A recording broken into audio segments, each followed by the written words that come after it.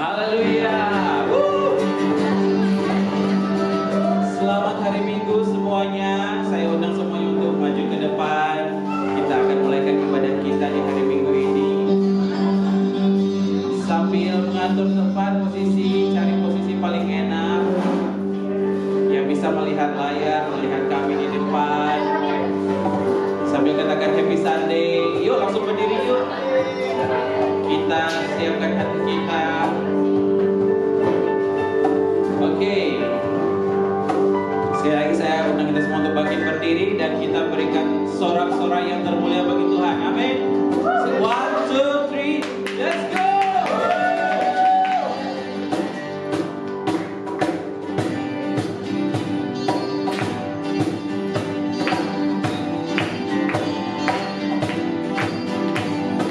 Kita akan belajar lagu baru hari ini, oke? Let's sing it from the top. Sangat mulus. Saat mulut terpaku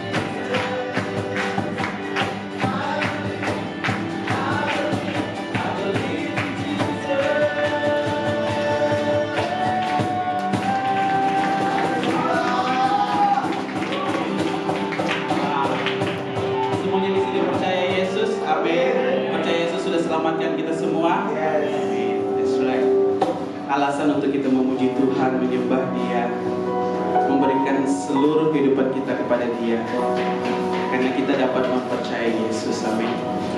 Dia yang dulu, sekarang, selamanya tidak pernah berubah. Pribadi yang mengenal hati kita, pribadi yang selalu rindu untuk lebih dekat lagi dengan kita. So, mari kita ambil waktu yang ada sekarang ini. I know we are happy, we are joyful, but let's quiet down our heart to listen to His voice. Untuk mempercayai Tuhan, to trust in Him again and again and again. Because He never failed us. He always is with us. Thank you, Jesus.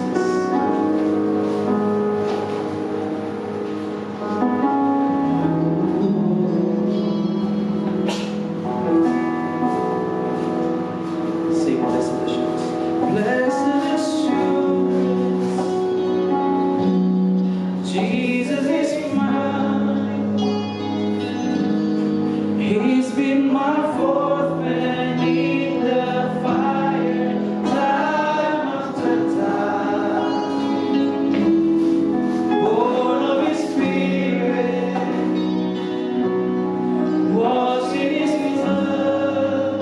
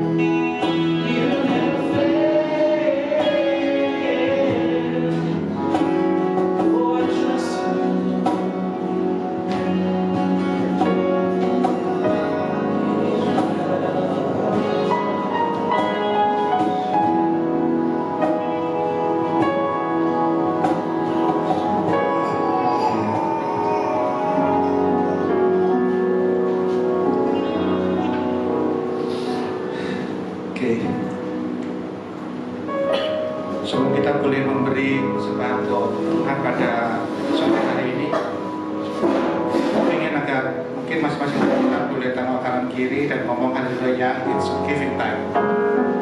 Giving time. Oke, izinkan saya boleh menyampaikan apa yang boleh menjadi perenungan dari apa yang boleh saya terima selama ini ketika memberi untuk Tuhan. Kita baca sama-sama dari 2 Korintus 8 ayat 7 versi NLT. Kita boleh baca sama-sama ya. 1, 2, 3. Since you excel in so many ways, in your faith, your gifted speakers, your knowledge, your enthusiasm, and your love from us, I want you to excel also in this gracious act of giving. Wow. Oke, kalau kita boleh terjemahkan secara bebas ayat ini, mungkin kita bisa katakan, karena kamu sudah lebih dari segala hal, dalam hal iman, dalam perkataan, pengetahuan, antusias untuk membantu, kasih. Rasul Paulus menginginkan kita untuk juga apa yang kita terima juga selaras dengan apa yang kita berikan kepada Tuhan.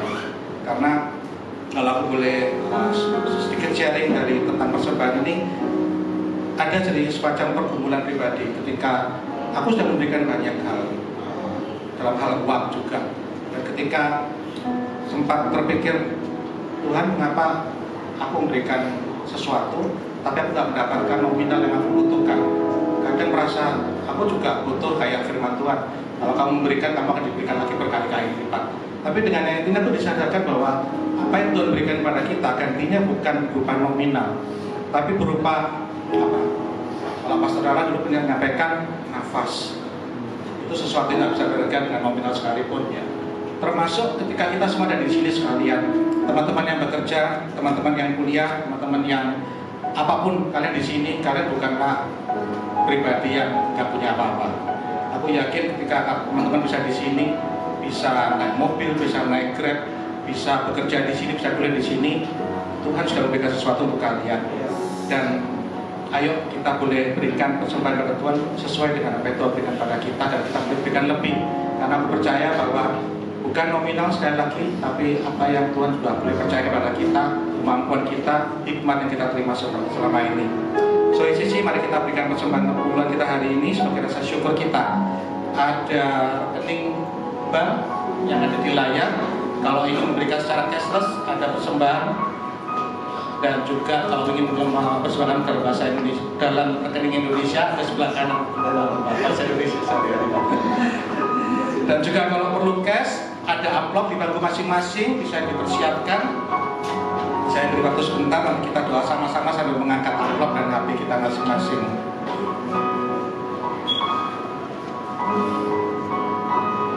Sudah siap semua dengan persembahannya? Maaf saya yang lupa.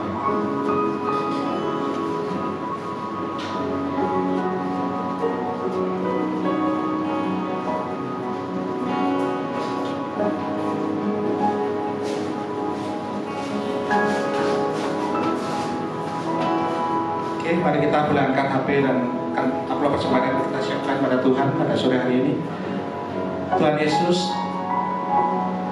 ini bukan uang ataupun nominal yang kami ingin berikan pada Engkau Tuhan. Kami ingin berikan hati kami Tuhan. Rasa syukur kami karena boleh Engkau telah berikan pada kami segala hal Tuhan Yesus. Lebih dari uang, lebih dari nominal apapun juga Tuhan. Dan kami ingin persembahkannya hanya di dalam nama Engkau Tuhan Yesus Kristus. Kiranya boleh Kau pakai Tuhan untuk pekerjaan tangan Tuhan lebih lagi Tuhan di tempat ini. Kami percaya Tuhan, kami boleh mempersembahkan dengan hati kami dan yang terbaik di rumah saja. Di dalam nama Engkau Tuhan Yesus Kristus, sampai syukur dan berdoa, haleluya. Amin.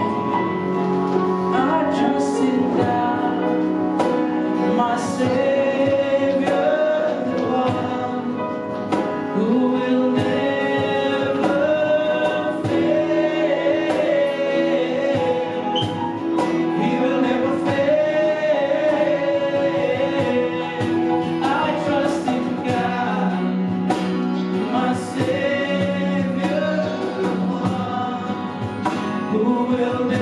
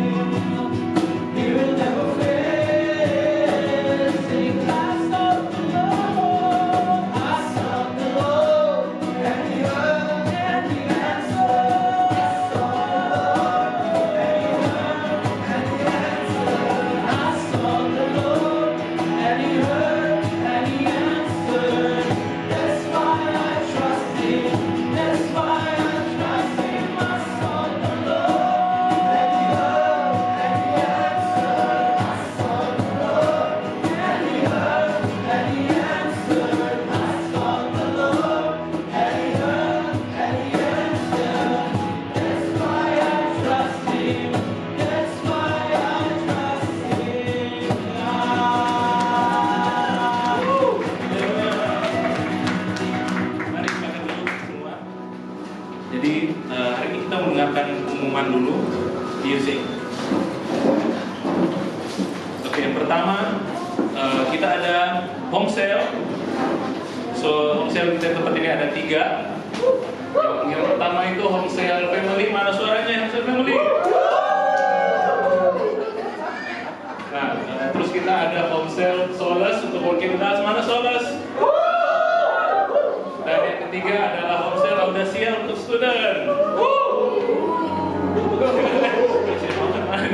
Student paling heboh dong. Nah, jadi home sale family itu diadakan setiap hari Sabtu. Actually semua tiga-tiganya kan. Yang pertama itu home sale family diadakan hari Sabtu jam 7 malam, dan working adults home sale Solace itu hari Jumat malam jam 7.30, dan Audacia hari Sabtu juga jam 7.30. So, mari yang belum bergabung home sale, ayo kita sama-sama bergabung, kita sama-sama tertanam, kita bisa saling sharing, kita bisa saling membangun satu sama lain dalam home sale. Oke? Ya. Oke, next kita ada Powerhouse. Jadi Powerhouse itu adalah prayer meeting yang kita adakan setiap hari Kamis malam. Itu sebentar aja dari 8 sampai 8.30 lewat Zoom. Jadi saudara-saudara bisa dari rumah masing-masing, kita tune in sebentar di Zoom, kita doa sama-sama untuk gereja kita. Akhirnya terutama untuk pembangunan gereja kita ya. Jadi ayo mari kita join, kita doa bareng-bareng setengah jam aja. Ya. Dan next, kita ada SJ Spiritual Journey untuk kelas terakhir, yaitu kelas expand. Kelas terakhir untuk batch pertama nih, kelas terakhir yang belum join nanti akan ada batch berikut, tenang aja. Tapi untuk yang sudah join 3 kelas sebelumnya, kita nanti ada kelas terakhir yaitu kelas expand. Pendaftaran sudah dibuka, bisa scan QR. Biaya Rp20 termasuk lunch dan untuk Spiritual Journey. Jadi tempatnya itu di Harvest Generation Church tanggal 13 Juli ya, hari Sabtu jam 10 sampai jam 2. Oke, dan kita pengumuman berikutnya adalah ICC App. Nah, jadi keren banget gereja kita ada app-nya sendiri.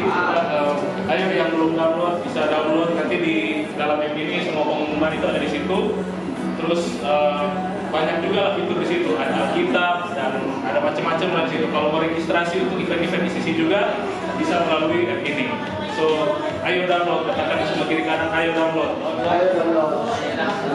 Oke, dan last but not least, jadi minggu lalu itu Bridge ICC, Bridge itu adalah youth dari ICC, baru saja mengadakan event namanya Undergo. Nah, jadi Undergo ini diadakan di Pangandaran, dan puji Tuhan ada 270 anak muda yang ikut bergabung. Wow, 270. Dan 108 orang itu mengalami pemulihan, melepaskan pengampunan, juga menerima Tuhan Yesus sebagai Tuhan dan Juru Selamat. Wow. Dan saat altar call itu ada 12 orang yang langsung memberikan diri mereka juga untuk dibaptis. Wow. Penasaran nggak lihat gimana Undergo? Kita ada video nih. So, mari kita lihat highlightnya.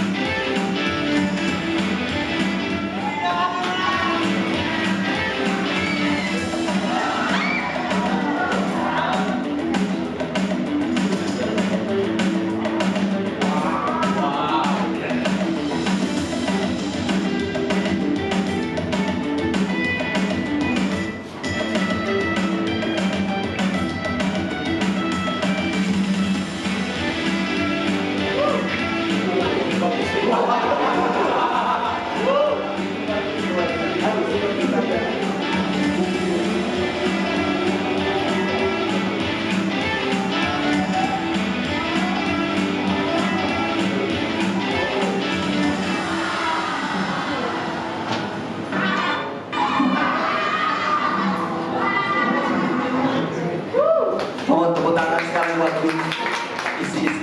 So saya berharap tahun depan ada tim dari ICC Kuala Lumpur ikut undergo, ya kan? Come on, Hotel students, we have to send a team untuk tahun depan ini. Oke, kalau saudara penasaran dan saudara bingung kalau ada kendala tentang aplikasi ICC, siapa sih orang dari PN-nya? Ya, Vanuel. Wow. Jadi kalau ada kendala saudara dalam aplikasi ICC, so hubungi aja Vanuel. Alright, so saatnya kita mendengar firman Tuhan. Saudara sedang firman Tuhan. Yes. Saudara bersemangat dengar firman Tuhan. Ada 3 habit yang selalu kita bangun di rumah Tuhan di ICC Kuala Lumpur. Yang pertama, nggak tahu, tatapan wajahnya seperti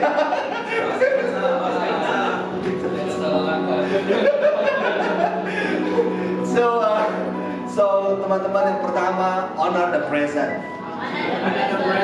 Alright, saudara ingat yang pertama apa? So please simak baik-baik dalam firman Tuhan. Saudara janganlah mondar-mandir atau handphonenya, kalau boleh sepanjang firman Tuhan bisa fokus supaya gimana. I don't know, saudara mencatat pakai handphone, yes, tapi mungkin hal-hal lain dari mencatat diabaikan dulu, ya kan, mungkin message masuk dan lain sebagainya. Alright, Ken? Yeah. Ya, dan yang kedua adalah save the word. Oke, catatlah firman Tuhan yang masuk ke dalam hati Anda, ke dalam benak Anda, ke dalam pikiranmu. Dan this the thing, ketika Anda menulis, nggak hanya sebenarnya menuliskan di hati. Saudara sedang menuliskannya di hati, di kertas maksud saya, atau di handphone. Saudara sedang memikirkannya di hati saudara juga.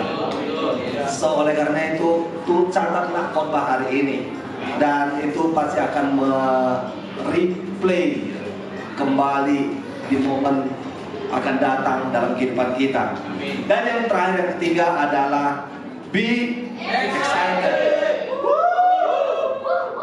Gereja ini adalah gereja yang sangat excited. Yes. So, start firman Tuhan, katakan yes, amin. Ketika saudara berkata amin, saudara sebenarnya mengklaim firman itu ke dalam hidup Anda. Oke, so berseru dengan kuat katakan amin. Jangan malu dengan yang sebelah Anda. Kalau dengan sebelah Anda yang sama-sama jemaat ICC, saudara malu berkata amin, saya ragu dengan gimana Anda di luar berkata amin nantinya. So di sini saudara tidak perlu sungkan malu bersorak dengan kata amin, haleluya, puji Tuhan, dan saudara berkata, come on, preach it, pastor, gitu kan? Asalkan jangan saudara naik ke kursi lah, oke?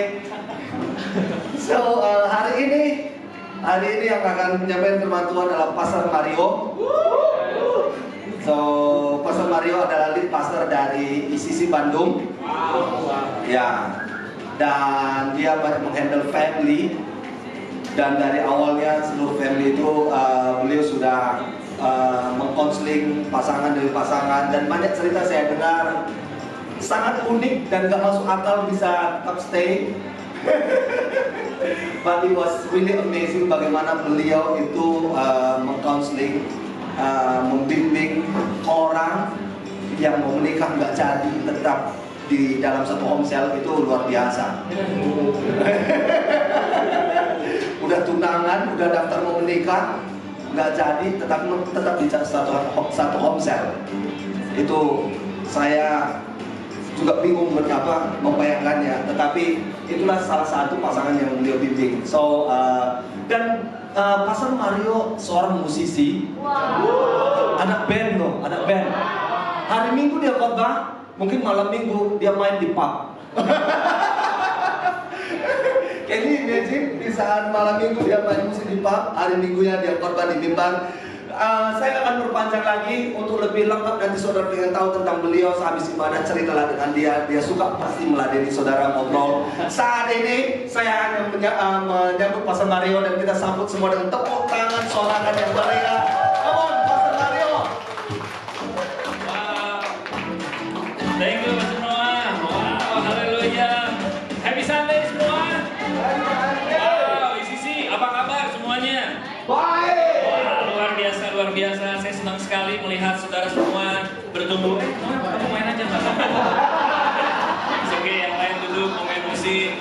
Tapi saya temenin saya maksudnya ya, dibantu. Oke, senang sekali. Oke, Bapak Ibu Saudara semua, tadi kalau kita lihat undergo, pasti saudara akan melihat kalau mungkin yang saudara masih umurnya 25 tahun atau 25 tahun ke bawah atau sedikit yang usianya 30 tahun, waktu tadi melihat undergo pasti saudara begini. Oh, asik banget. Wih, excited banget. Bahkan saudara ingat waktu masa-masa sekolah, SMA, bahkan saudara kuliah, saudara akan ingat seperti itu. Jangankan saudara yang usia 30 tahun, kita aja usianya 40 tahun ke atas, kita juga tadi melihatnya dengan wow, semangat, saya pun ingin kembali seperti di sana. Tapi luar biasa, kalau hari ini saya melihat excitednya luar biasa. Kita itu disebutnya adalah remaja tanggung, saudara. Karena tua enggak, muda juga enggak. Saudara lihat saya tua? Enggak juga kan ya. Tapi muda? Enggak juga. Jadi kita ini remaja tangguh. Jadi boleh bilang kiri kanannya, saudara dan saya remaja tangguh. Oke, remaja tangguh. Oke, saudara, sekali lagi happy Sunday buat semua. Saya senang wajah saudara adalah antusias. Dan wajah saudara sangat bertumbuh, ada di ICC. Dan saya percaya semua ini karena ada pengharapan. Yang percaya katakan amin. Amin. Yes, saya ada foto saya dan keluarga. Saya perkenalkan, nama saya Mario. Ini istri saya, ini anak saya, 2 anak saudara. Yang besar umur 21 tahun, yang kedua ada di Sea-Kids, dia masih umur 7 tahun saudara. Dan kita bersyukur karena perjalanan yang Tuhan percayakan dalam hidup saya pribadi. Saya cuma berkata satu, bahwa selalu ada pengharapan. Kalau kita diberi kesempatan untuk hidup, berarti kita diberikan sebuah pengharapan sama Tuhan. Amin. Dan ini yang selalu membuat saya excited. Ketika mungkin saat kita lagi nggak tenang, waktu di pikiran kita banyak sekali yang kita pikirkan, tapi karena kita punya pengharapan, ini yang membuat kita selalu tetap ada berjalan bersama dengan Tuhan. Ya. Nah saudara, pernahkah saudara mengalami rasa takut, rasa khawatir, sedih ya? Mungkin saudara pernah mengalami rasa terluka, atau saudara pernah mengalami mungkin orang-orang yang berlaku nggak enak sama kita ya, sampai akhirnya kita betul-betul merasa oh kayaknya aduh nggak enak banget dalam hidup ini. Atau mungkin saudara punya tagihan yang belum dibayar saudara ya, banyak tagihan-tagihan yang kita pikirin ya, ada yang manggut-manggut ya, saya juga sama, banyak tagihan-tagihan yang belum dibayar dan itu setiap bulan harus kita bayar, sampainya membuat kita stres sampai akhir-akhir kalau kita mungkin nanti yang udah usia 35 tahun masuk 35 ke atas sampai 40-an, saudara mungkin mulai medical check up dan saudara ketika dapat hasil yang kurang memuaskan juga ya, seperti saya pribadi ya, aduh kayaknya bagaimana Tuhan, ini kita semua harus menghadapi hal ini. Tapi come on, hari ini betul-betul saya percaya. Mari sama-sama kita lihat di Amsal 12 ayat 25 saudara. Amsal berkata demikian, kekhawatiran dalam hati membukukan orang, tetapi perkataan yang baik menggembirakan dia. Nah kalau kita lihat kekhawatiran dalam hati itu, orang yang khawatir dalam hati itu membukukan orang. Karena orang yang patah semangat, orang yang putus asa, orang yang depresi, dia akan selalu membukukan badannya dan selalu penglihatannya pun ke bawah saudara. Ketika dia ditanya apa kabar, no hope lah, masih begitu ya. Atau putus pacar biasanya pasti pusing pastor, kenapa pacar saya ninggalin saya, dan sering kali begitu ya. Atau aduh kayaknya banyak sekali cicilan kewajiban yang harus saya bayar. Nah itulah yang disebut dengan kekhawatiran dalam hati membukukan orang, tetapi perkataan yang baik menggembirakan dia. Nah saudara, saya ingat waktu di awal pandemi tahun 2020 saudara, begitu dikejutkannya kejadian terhadap diri saya. Karena saya itu kena hipertensi saudara. Hipertensi itu tekanan darah tinggi di awal 2020 saat mau pandemi. Ketika saya berpikir-pikir, ternyata before tahun 2020, 2019, ternyata saya itu mengalami yang namanya kalau bangun di tengah malam itu sering terjadi. Jam 2, jam 1 subuh, nanti nggak bisa tidur lagi, tiba-tiba bangun lagi jam 4, tiba-tiba jam 3 bangun lagi, dan itu seminggu bisa 3-4 kali. Seperti kita exercise olahraga, ini bukan olahraga, ini kebangun di tengah malam. Dan untuk bangun di tengah malam, apa aja, banyak hal kekhawatiran yang saya pikirkan, banyak hal-hal yang kayaknya ketakutan yang selalu dialami sama setiap orang yang tadi firman Tuhan katakan. Dan akhirnya ketika waktu saya berfokus kepada tanggung jawab, bagaimana membesarkan 2 anak, bagaimana kedepannya harus begini, bagaimana pelayanan dan sebagainya, saudara, mungkin saudara pernah mengalami hal itu. Saya harap kalau nanti saudara mengalami hal yang sama dengan saya kasih tahu nanti resepnya, saudara, bagaimana kita menghadapinya. Dan waktu saya menghadapi itu, tiba-tiba waktu hari Minggu di awal 2020 itu sebelum pandemi, tiba-tiba kita lagi cek tensi, ternyata tensi saya tinggi banget. Ya, kalau ada foto tensi di sini, ini hanya perkiraan aja, di foto tensi itu seperti ini. Jadi kita dicek, ternyata tensi saya tinggi sekali, 175, bawahnya 110. Dan gembala kita, saya dengar Pastor Nala punya istri itu dokter Evi. Ya, Kak Evi itu sampai bilang begini, Mario, kamu kenapa? Apa yang kamu pikirin? Kamu kenapa? Saya bilang, gak apa-apa kan, saya biasa-biasa aja kok, nggak ada rasa pusing, nggak ada rasa sakit. No, sampai dicek 3 kali, saudara. Sampai Kak Evi itu minggu depannya dia beli lagi alat cek tensi yang asli tuh, yang nah yang seperti ini ya kalau di rumah sakit ya. Nah waktu saya dicek lagi ternyata masih tinggi juga. Sampai Kak Evi bilang, kamu ini kenapa? Udah, kamu rest dulu lah. Kamu istirahat dulu, jangan banyak melayani Tuhan. Udah istirahat, kamu tidur yang cukup. Gak bisa tidur, Kak Evi. Ya udah, kamu istirahat aja. Dan akhirnya saya dikasih obat. Dan ternyata ketika saya dikasih obat, terus saya datang ke dokter. Saya punya saudara di Bandung, di Indonesia, dokter. Dan ketika saya berkonsultasi dengan dokter, ternyata dokter bukan memberi semangat, tapi mematahkan semangat saya. Dia bilang, lu kenapa sih? Lu kenapa? Lu mesti cari konselor lah. Hah? Kenapa? Saya bilang, apa? Kenapa? Ya kamu cari konselor lah. Terus dia, kenapa? Ada apa? Begini loh, kamu tuh depresi. Depresi? Oh my God. Saya langsung dalam hati, masa sih depresi? Wah, saya nggak percaya. Makin saya nggak bisa tidur lagi, saudara. Makin tiap malam saya bangun lagi. Dan dokter terus kontak saya, gimana? Kamu udah konseling belum? Kamu tuh depresi. Saya bilang, kenapa sih kamu bilangnya begitu? Ya iyalah, gejala kamu tuh depresi karena kamu selalu kebangun di tengah malam. Wow, menjatuhkan mental saya. Saya langsung terpuruk, saudara. Saat itu saya putus asa. Kenapa putus asa? Karena saya anak Tuhan. Waktu saya berkata dalam diri saya, Tuhan, kemana Engkau? Waktu saya begini, Engkau ini di mana, Tuhan? Kenapa coba? Karena saya merasa saya ini anak Tuhan, saya melayani Tuhan dari masih sekolah sampai hari ini terus melayani Tuhan, dan saya masih nggak percaya. Bahkan Tuhan, saya ini pastor loh. Tuhan kemana sih? Saya bilang begitu dalam hati saya. Wajar, ya, inilah manusia. Makanya Amsal tadi berkata, kalau kekhawatiran dalam hati membukukan orang. Nah saudara, lalu saya baca-baca terus, kok bisa ya saya terpuruk seperti ini Tuhan.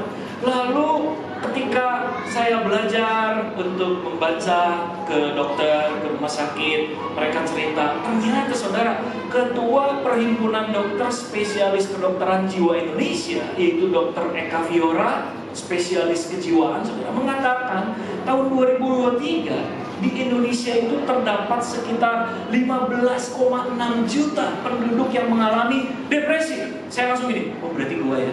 Oh my God, saya sampai berpikiran begitu. Nah akhirnya ketika saya menjalani rasa keterpurukan saya pelan-pelan, rasa putus asa saya, kayaknya kok nggak ada pengharapan sih Tuhan. Saya harus minum obat, saya harus menjalani semua rutinitas di tengah olahraga, di tengah segala apapun. Ternyata saya mencatat ada 4 hal yang mempengaruhi terjadinya kita hilang harapan atau depresi tadi. Yang pertama saudara, pengaruh dari biologis. Biologis itu artinya, oh kita punya keturunan.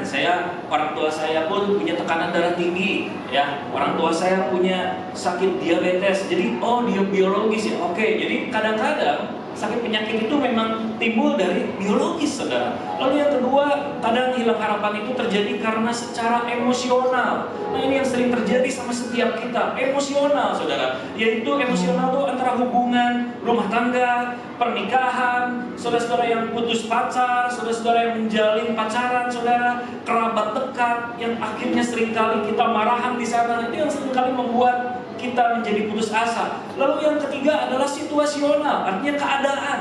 Mungkin saudara punya orang-orang yang dekat dengan kita, mereka meninggalkan kita, atau pandemi kemarin tahun 2020, itu adalah situasional yang membuat orang hilang harapan. Tapi yang keempat adalah spiritual. Nah, kenapa spiritual ini sangat mempengaruhi? Karena saudara, kalau kita sudah terpengaruh secara biologi, secara emosional, dan secara situasional, maka spiritual kita pun akan down. Seperti tadi saya alami. Kenapa? Karena saya merasa, Tuhan, kenapa kau diam aja? Tuhan, kenapa kau gak peduli sama saya? Saya kan melayani Tuhan sepanjang hidup. Kenapa saya harus mengalami hal ini? Ternyata saudara, saya baru tahu. Oh, berarti saudara ya, saya harus kembali membawa harapan itu kembali. Makanya sore hari ini saya kasih judul khotbah saya, Get Your Hope Back. Ya, get your hope back. Ayo raih kembali harapanmu itu, saudara. Nah, how we get your hope back? Nah, saudara, saya di sini belajar melihat ketika saya merenungkan kembali firman Tuhan, seperti tadi saya katakan kita dipengaruhi oleh 4 hal tadi, maka saya akan coba untuk menjelaskan kepada saudara melalui cara pandang spiritual. Nah, saudara, seorang tokoh Alkitab namanya Yeremia, ada slide-nya saudara ya, Yeremia. Nah, Yeremia ini disebut dengan nabi yang menangis. Kenapa nabi yang menangis? Karena Yeremia itu ternyata nabi yang betul-betul dia seringkali suram, saudara, masa depannya, kesedihan terus dalam hidupnya. Maka dia dibilang nabi yang menangis. Bahkan mungkin Yeremia pun di zamannya dia ada di 4 kerajaan, saudara, pada saat itu. Kalau saudara dibaca kitab Yeremia dan kitab Ratapan, makanya kitab Ratapanku ditulis oleh Yeremia. Karena Yeremia itu seorang nabi yang menangis karena dia hilang harapan, saudara. Putus asa Yeremia itu. Bahkan mungkin Yeremia itu bilang begini, payahlah semua orang Israel nih di zaman itu. Payahlah semua orang. Bahkan Tuhan, kau kemana sih? Saya cuma sendirian, kata Yeremia. Aku ini nabi, kata Yeremia. Aku ini memberitakan segala hal tentang kebaikan, tapi malah nggak ada yang dengar, saudara. Saya aja masih bersyukur hari ini saya khotbah, saudara mau dengar. Nah, Yeremia itu setiap khotbah dia nggak pernah ada yang mau dengar. Bahkan dibilang berkhotbah kepada telinga yang tuli, menuai hanya kebencian, saudara, yang terjadi. Itu yang terjadi sama Yeremia. Bahkan kegelapan terus-menerus itu menghantui Yeremia sampai dia hilang harapan, saudara, putus asa. Ratapan 3 ayat 19. Ketika saya merenungkan hal ini, berarti ternyata Tuhan, saya nggak sendirian ya. Ternyata seorang nabi pun mengalami hal yang sama. Ratapan 3:19 berkata, ingatlah akan sengsaraku dan pengembaraanku, akan ibu dan racun itu.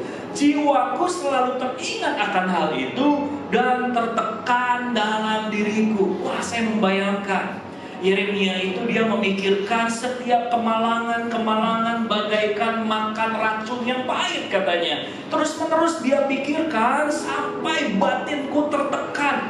Artinya Yeremia juga dia mengalami depresi yang terus begitu panjang, saudara. Mungkin saudara, kalau Yeremia dites tensi, itu nggak jauh beda sama saya. Kalau saya 175, ya dia 178 lah. Saya cuma berpikir begitu. Ternyata Tuhan bicara sama saya. Dan akhirnya saya sadar, oh iya Tuhan. Ternyata saudara, kalau saudara mengalami putus asa, kalau saudara mengalami yang namanya depresi tadi, atau saudara mungkin stres yang berkepanjangan, ternyata saudara, itu tanda saudara harus berdoa.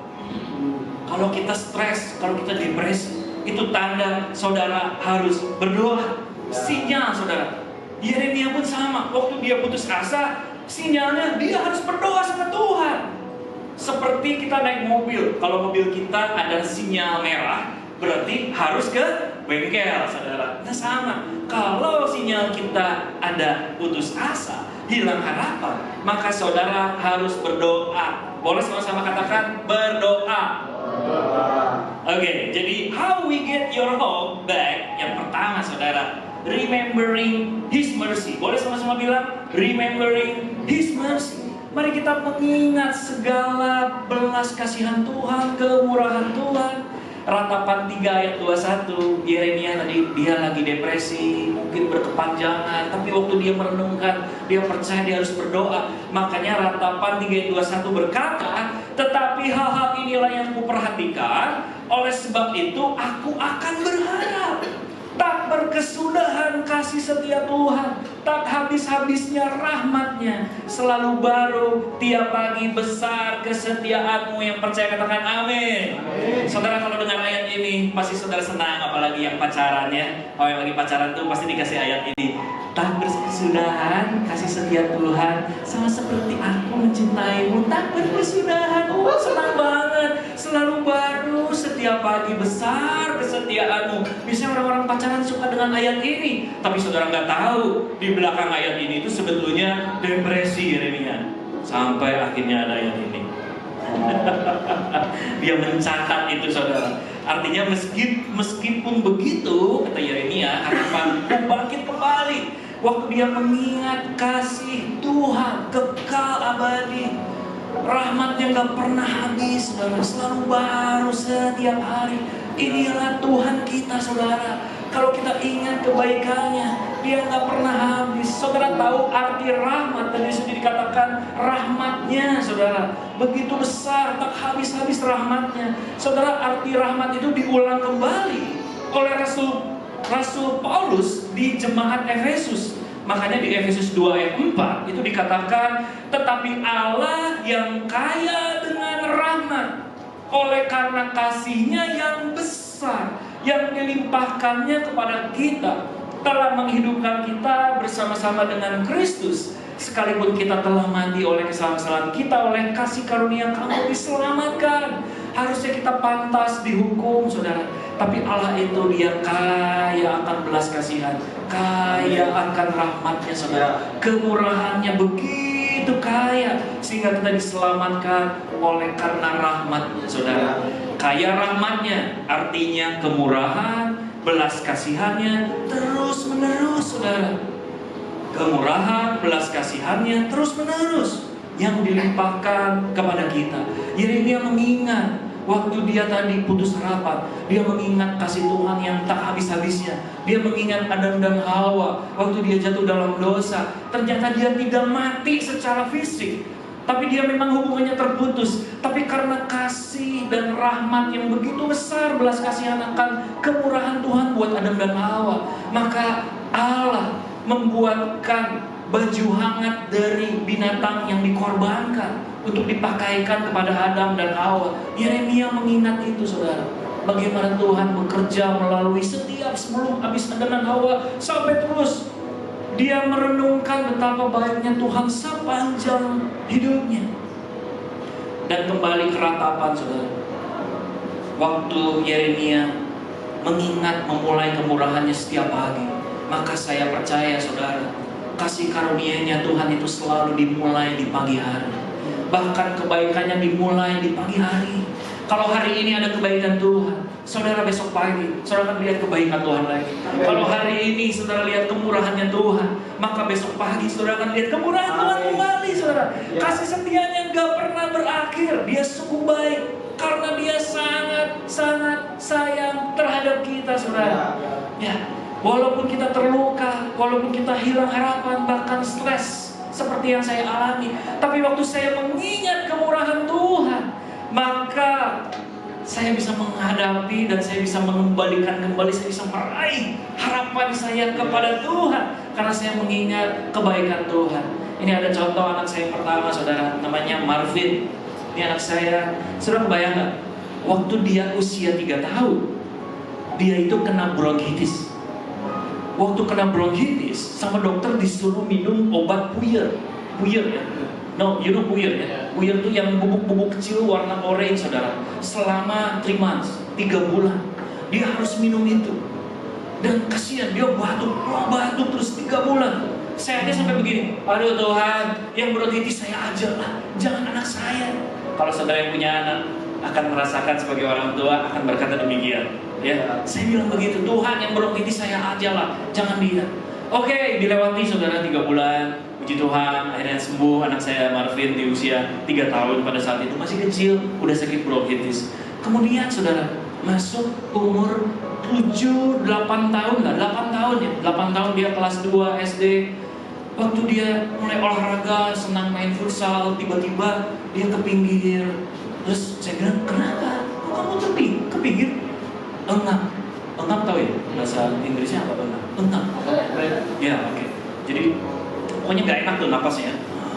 Gitu, engap. Jadi dia harus ke pinggir tuh, istirahat. Oke. Kamu kenapa? Engap. Terus kalau ada debu, kembali sama, engap lagi. Terus kalau di rumah, kalau dia engap di kamar, pasang AC. Jadi dia pengennya di depan AC supaya segar. Ya, itu kejadian terus tuh 8 tahun, 9 tahun, 10 tahun, 11 tahun, 12 tahun sampai dia masuk SMP. Lalu dia masuk SMA, saudara. Dan saya sedih banget ya. Dia harus minum obat. Saya sedih banget. Kembali lagi hati Bapak. Tuhan, yang asma tuh saya aja lah. Jangan dia Tuhan, kasihan Tuhan, jangan anak saya, biar saya aja yang udah banyak dosa Tuhan, supaya saya bisa merasakan sakit itu seperti apa Tuhan. Saya bilang begitu, tapi itulah orang tua saudara. Nah akhirnya waktu tahun 2016 ya, 16 itu dia kelas 1 SMA, tiba-tiba datang hamba Tuhan, Phil Pringle dari Sydney saudara, datang ke ICC Bandung pada saat itu. Dan waktu Pastor Phil datang, dia tiba-tiba sebelum khotbah, dia tiba-tiba dapat wahyuan. Dia bilang, semua yang sakit asma hari ini boleh maju ke depan. Oh, saya ingat tuh, anak saya. Wah, saya lari ke belakang, saya jemput anak saya lagi main game di depan, di tempat beginilah di depan gitu ya, di front office gitu. Langsung, sini, ayo, ke depan. Ngapain nih? Didoain, itu yang asma. Oke, didoain. Waktu dia maju ke depan, ada sekitar 8 orang, saya ingat banget, didoain sama Pastor Phil. Amin, pokoknya, udah amin. Pulang, semua pulang. Ya, karena kita udah biasa ya. Udah biasa kan, asma itu udah jadi sebuah kebiasaan. Jadi kita nggak pernah ngecek, nggak pernah, pokoknya kalau dia asma harus kena AC. Kalau nggak dia minum obat, selesai. Atau dia banyak berenang juga, renang, oke. Nah tiba-tiba, waktu masuk ke 6 bulan setelah didoakan, dia main futsal. Terus dia mulai gak pasang AC, dia mulai olahraga terus. Saya bilang begini, Marvin, kok kamu gak ngik lagi? Kan biasanya gitu kan, kamu olahraga sekarang kuat, kamu bisa main dua babak ini, bisa main 2 kali, badminton bisa main 3 kali nih. Kamu ini nggak ini udah lama kok nggak pernah lagi minum obat, nggak pernah lagi ketemu sama AC. Wah, ternyata Marvin disembuhkan saudara. Wah, puji Tuhan ya, praise the Lord. Nah saudara, saya jadi waktu mengingat kejadian itu, maka saya kembali dapatkan pengharapan itu saudara, karena saya mengingat kebaikan Tuhan. Dan saya ingat Nabi Yeremia tuh mengingatkan saya, oh iya Tuhan, Yeremia pun dia mengingat kebaikan Tuhan sampai dia tahu bahwa kasihnya Tuhan itu tak berkesudahan. Get your hope back. Boleh bilang kiri kanannya, remembering His mercy. Remembering His mercy. Oke. Yang kedua saudara, how we get your hope back. Yang kedua adalah, bilang kiri kanannya lagi, talk to your feeling. Talk to your feeling. Ngomong sama perasaan kita saudara. Berapa banyak di sini